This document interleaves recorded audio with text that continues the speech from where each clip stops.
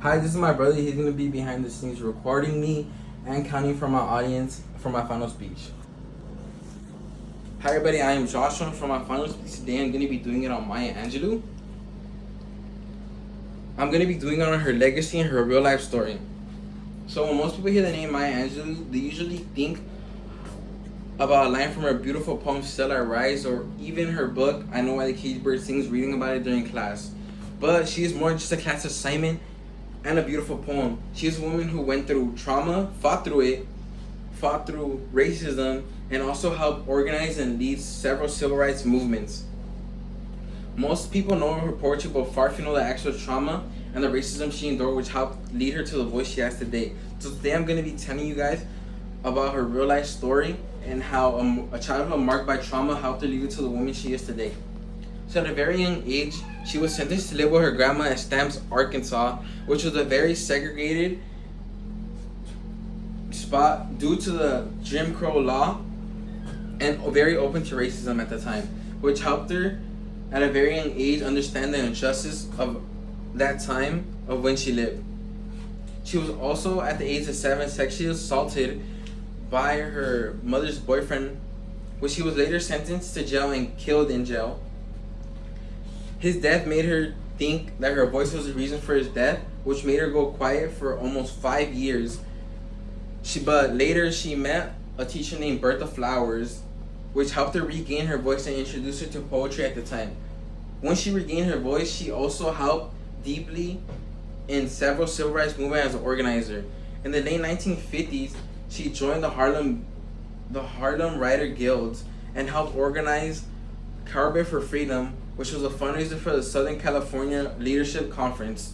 Also in the early 1960s, she moved to Ghana, where she was a writer and a broadcaster, which helped her connect her to global liberalization movement, and also helped her meet various people such as Malcolm X.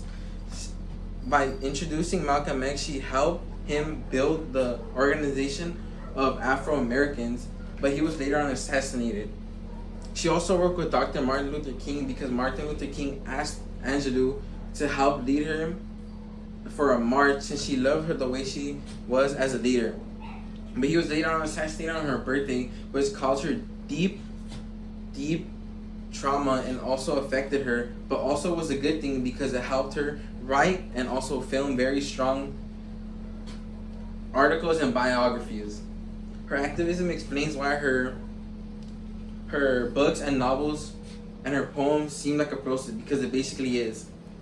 I Know Why the Caged Bird Sings helps build a culture of protest, particularly for Black Americans, because it shows the honesty about her trauma and her racism she endured as a little girl.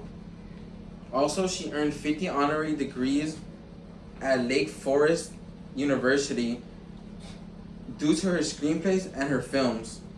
She delivered a poem for President Clinton and was awarded a medal called the Presidential Medal of Freedom. Also, in her poem Still I Rise, it is a long life belief that she is rising above her trauma and the oppression she faced, since she repeats the line, I still rise, representing the survival and resilience of a Black woman. She also states in that poem how you may encounter many defeats, but must not be defeated. Knowing her journey, it shows that she is more than just a poet. She is also an historical figure. While many people know Maya Angelou's name, most people don't know her full life story and what she endured, and how she survived her childhood trauma and racism, which helped her reclaim her voice and use it to organize civil rights movement at the time, and helped her be a powerful person at the time that she was helping. So the next time you hear Maya Angelou's name, I want you to remember her full life story and what was behind it, of a little girl who went silent. She also worked with activists such as Malcolm X and Dr. Martin Luther King, and a woman who turned her pain into